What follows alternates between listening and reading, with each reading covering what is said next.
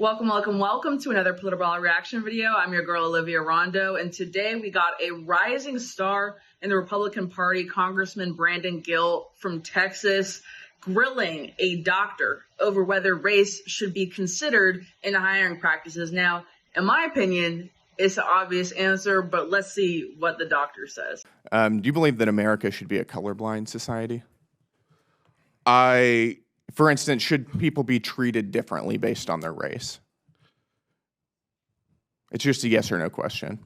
It's not a yes or no question. It's a yes or no question. It is a, as I said in the beginning of my testimony, America yes or has no not done fine. right by indigenous peoples, by black people, by Asian American and Pacific Islander Should people be treated differently based on their race? Yes or no? People should receive the services and the support and the remedies that are your answer owed to is them. That they should be treated differently based on their race. They should receive the remedies that are owed to them because of the systemic racism and injustice. Do you believe that race should be considered in employer hiring practices? I do not believe that white people are the only qualified people for jobs. I didn't say that. Nobody said that. I asked you if race should be considered in employer hiring practices. And you're not going to intimidate me by slandering me as a racist. You're also, I did not call you a racist. No, you're not going to intimidate me by insisting that I called you a racist. Straightforward question. It's a yes or no question. Should race be considered in employer hiring practices? Yes or no? I believe that diversity ought to be considered as companies and other organizations attempt to reflect their customers, our country. I'll take that as a yes. Which race do you think should be preferred? Good question. I do not think that a single race should be preferred. Well, you just said that you believe that race should be considered in employer hiring practices. I don't know. There's going to be a transcript of this hearing. I didn't say that in that way. Okay, why don't you explain what you believe? What I said and what I believe is that the demographic composition of workplaces, our nation's military, and so on, our Congress ought to reflect the diversity of the United States of America. Demographic composition. So the NBA should only be 13% black then, right? So BET should reflect the diversity of this country and have about 50 or 60% white people on BET, right? Okay, then. I mean, I can't believe we're still doing this. I really can't believe you're going to sit up here. I like how I paused him just right there. You're going to sit up here and act like you're too good for this conversation. You're talking to a sitting congressman. Not that every politician deserves your respect, but you could at least take your testimony seriously. He's asking you very simple yes or no questions. If you don't believe that America should be a colorblind society, say no. Just be honest. Say no, because I know that's what you believe. You think that you deserve special treatment based on the color of your skin. You think that indigenous peoples, what do you say, American or Asian Pacific Islander peoples.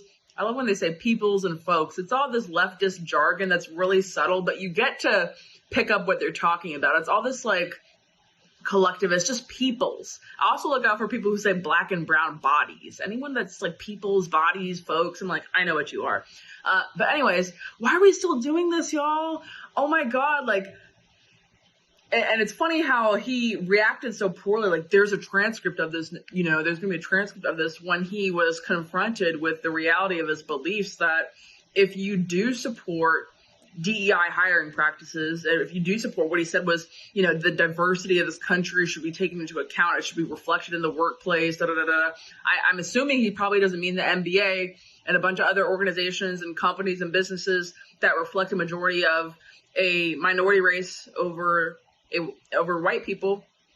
But he, you know, he feels uncomfortable confronted with the question, well, what race should be preferred in the hiring process? I think he would, you know, if he honestly answered, he would probably say black or really anyone non-white. I think he, well, the first race I think he said was indigenous people. So maybe he would say indigenous Native Americans over white people. But it just seems like anybody non-white is what he's referring to. Let's continue. Racial demographic, is that what you're saying? Racial, gender. Okay, so race should be a factor in employer hiring practices. Yeah, that's what you're saying, is it not? Organizations ought to attempt to match the diversity of their... You're hopping around the question. No, you don't want to I am answering quite straightforwardly, as a matter of fact. Who gets to determine which races are preferred?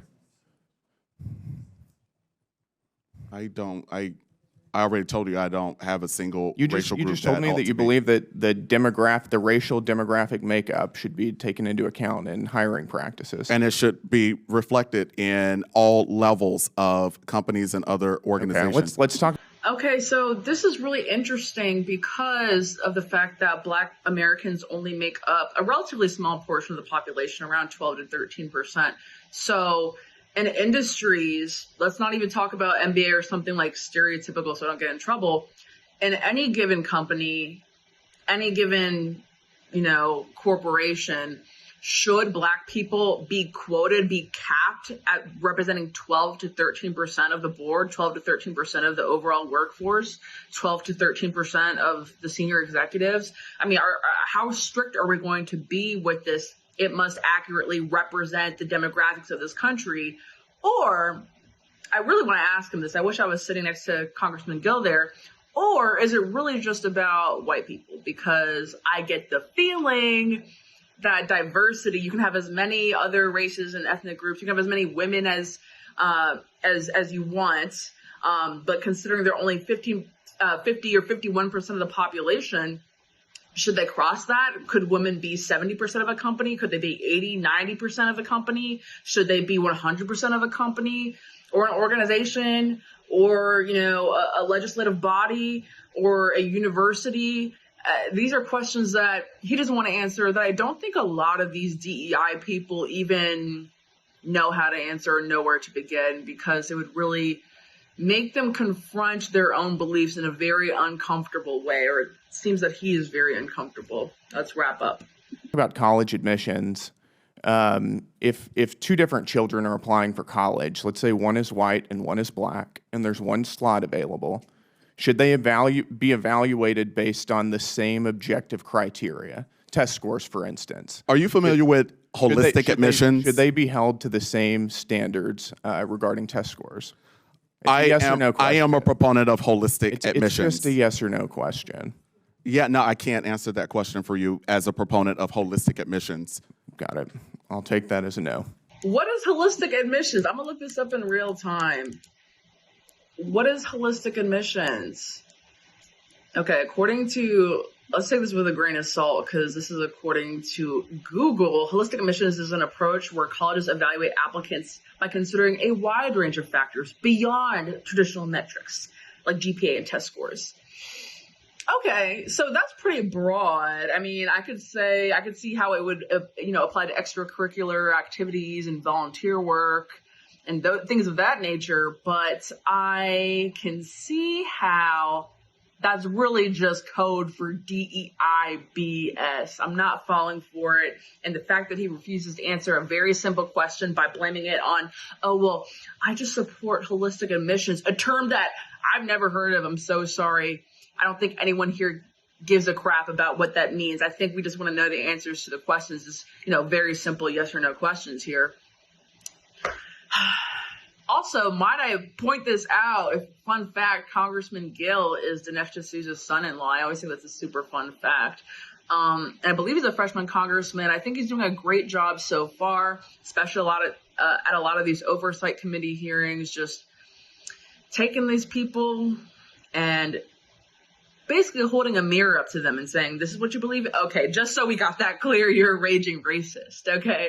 I think that's great, but what do you guys think? Should this doctor's practice be shut down? Because honestly, I want to know where he works. Dr. Sean Harper, PhD. Oh, wait, is he even a real doctor? See, this is where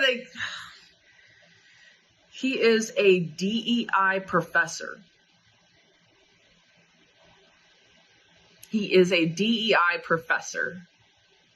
Okay, I don't think that makes you a doctor. I actually take that back. I thought we were going to talk about medicine. Anyways, maybe not his practice should be shut down because I don't believe he has a medical practice, but what should be done to people who continually defy the Trump administration's and President Trump's executive orders on DEI admissions and hiring?